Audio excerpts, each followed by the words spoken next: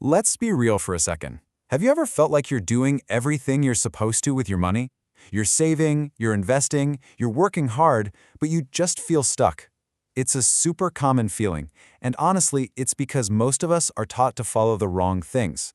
So today, we're going to ditch the rules and we're going to talk about the laws. You see, money doesn't care about the rules you read in some textbook. It operates on a set of unbreakable, inviolable laws. And I had to learn this firsthand, going from being a janitor to building billion-dollar companies. Once you get these 7 laws, I promise you'll see the game of wealth creation in a completely new light. All right, so here's what we're going to cover. First, we'll talk about why it's so important to think in terms of laws, not rules. Then we'll dive right into all 7 of them. We'll look at the first 5 for creating wealth, then laws 6 and 7 for protecting it, and we'll wrap it all up with a simple checklist you can use right away. So yeah, it's really time to stop playing by the simple rules everyone else follows and start understanding the deep, foundational laws of how money actually works.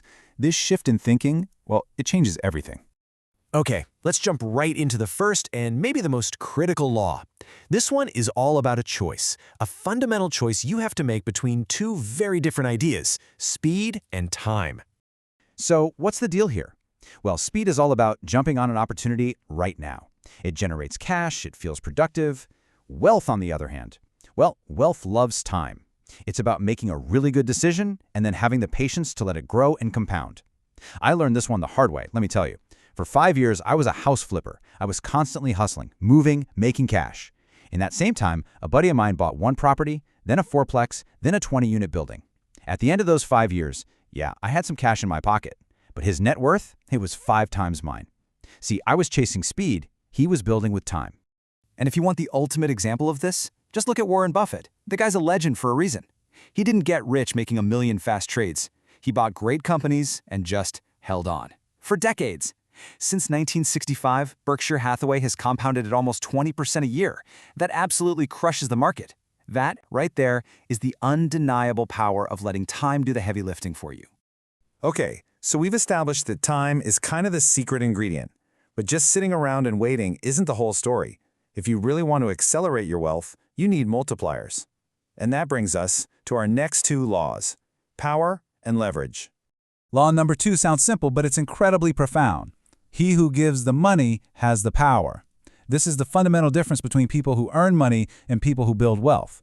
An earner trades their time for a paycheck, but a builder or a buyer uses their money to buy assets that grow.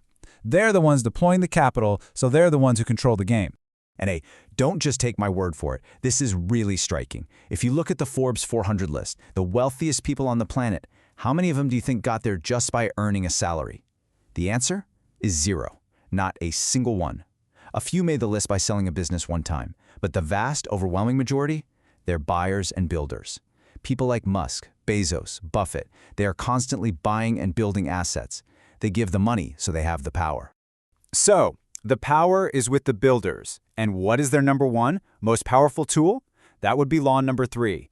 Leverage multiplies everything. This might be one of the most misunderstood ideas in finance, but it is the absolute engine behind creating massive wealth.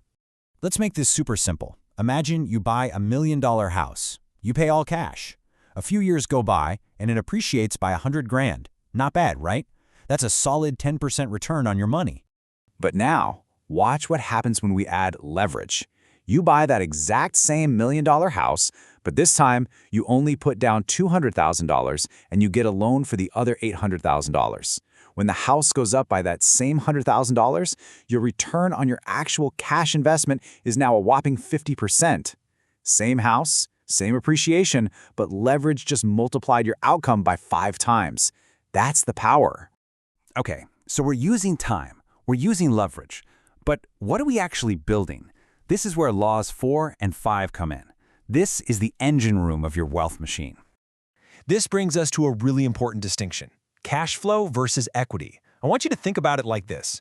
Cash flow keeps you alive. It pays the bills, buys the groceries, puts gas in the car. But equity is what makes you free. It's the real, lasting wealth you build for tomorrow. And the best example of this ever is McDonald's. Most people think they're in the burger and fries business, right? That's their cash flow. But their real business, the equity, it's their $45 billion real estate empire. They own the land under their restaurants and collect franchise fees. The burgers just keep the lights on. The real estate is what built a global fortune. And that idea leads us perfectly into law number 5. See, most people think that risk and reward is a straight line. You risk $1 to maybe make $1. The wealthy, they don't play that game at all. They hunt for something called asymmetric upside, which is just a fancy way of saying you risk a little for the chance to gain a whole lot. Venture capital is the perfect way to understand this. A VC firm might put $100K into 5 different little startups. Their total risk is capped. They can only lose $500,000. Now, they go into it fully expecting that 4 of those companies will probably fail or just barely break even. But if just one of those companies hits it big and returns 100 times their money, that single massive win pays for all the losers and then some, generating an incredible profit for the whole fund.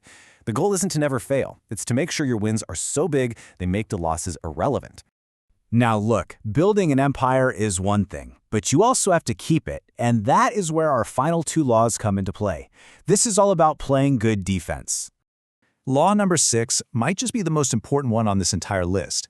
Don't bet the empire for a pot of gold. The single most important rule in this whole game is to simply stay in the game, and that means you have to manage your risk and you have to size your bets correctly. I had a friend who learned this in the most painful way possible. He and his wife had spent 15 years, methodically saving up over $700,000. It was literally their entire life savings. And then he put all of it, every last dollar, into a single oil and gas deal that looked like a sure thing. Well, the deal fell apart. And just like that, 15 years of their hard work and sacrifice was just gone. The problem wasn't even the deal itself. It was the size of the bet. He risked his entire empire for a single pot of gold. That story is the perfect setup for our final law, and this one actually pushes back against some pretty common advice you hear all the time. Law number 7 is this: diversification is a hedge against ignorance. So Wall Street always tells you, diversify, diversify, diversify. But it's not that simple. It really comes down to 2 things: how well you understand something and how much control you have over it. So look at it this way. If you have deep understanding and control, like Bill Gates with Microsoft, or you with your own business, you should concentrate your money there. That's your edge. Now, if you understand something well but you don't control it, say investing in Apple or Google, you can still make a significant investment. What if you have control but you don't really understand the operations, like owning an apartment building but not being a property manager? You get help, you hire an expert.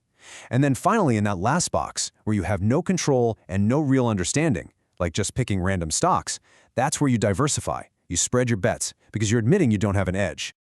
Okay, so we've covered a ton of ground. Knowing these laws is one thing, but how do you actually apply them?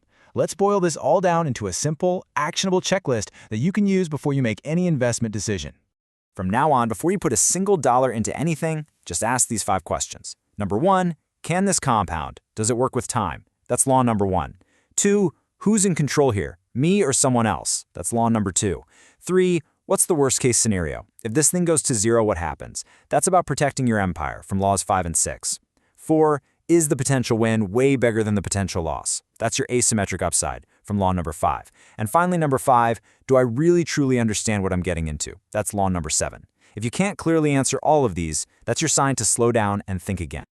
At the end of the day, the rules are for amateurs. The laws are for builders. So the real question isn't just about what you learned today, it's about what you're going to do with it. Now that you know the laws, how are you going to change the way you play the game?